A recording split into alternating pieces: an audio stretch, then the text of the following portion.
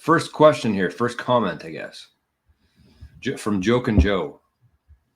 Joke and Joe, prankster. He says, I have over 1 Bitcoin, but I occasionally buy tiny fractions like 50,000 sats because I realize how scarce this is and what the price will be. Those 50,000 sats could be life-changing money for someone 20 or 30 years from now.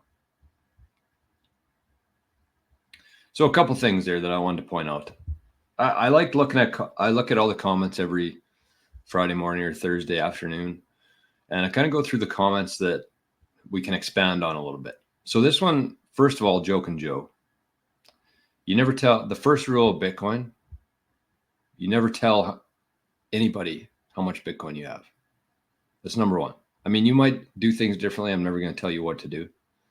But I think the best practice for the average person who doesn't have armed guards outside the house is just never tell anybody how much Bitcoin you have. Anybody.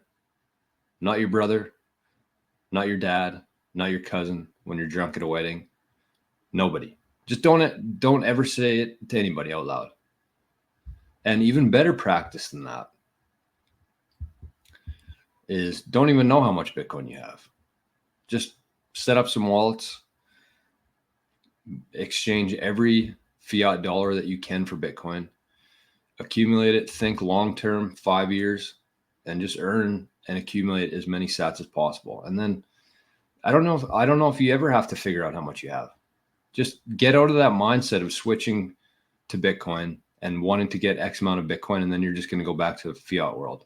No, just every dollar you make every excess dollar you have, convert it to Bitcoin.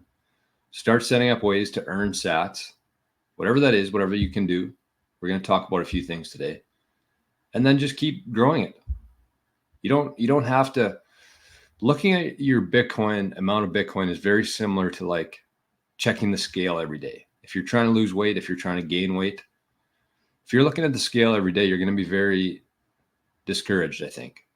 Look over it, just do the work, go through the process, and then at the end of it, you might never have to know how much Bitcoin you have. Just make sure that it's safe. That's the key. If you have any Bitcoin right now, you're way ahead of most people on this earth. So don't worry about how much you have, or don't tell anybody how much you have, even if you know.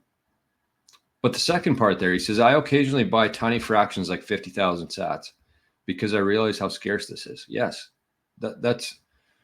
he says 50K sats could be life-changing money for someone in 20 or 30 years from now. Absolutely. It could be less than that.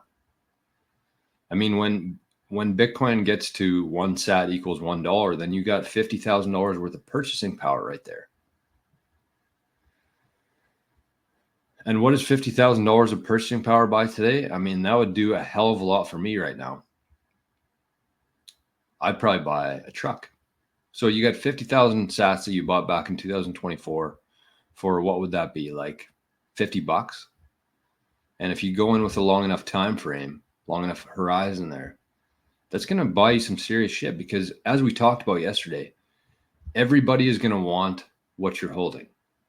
Everybody on earth. Not everybody in this local area here, not everybody in your country, everybody on earth is going to want that asset. So it's not a matter of if that happens, it's really when that happens.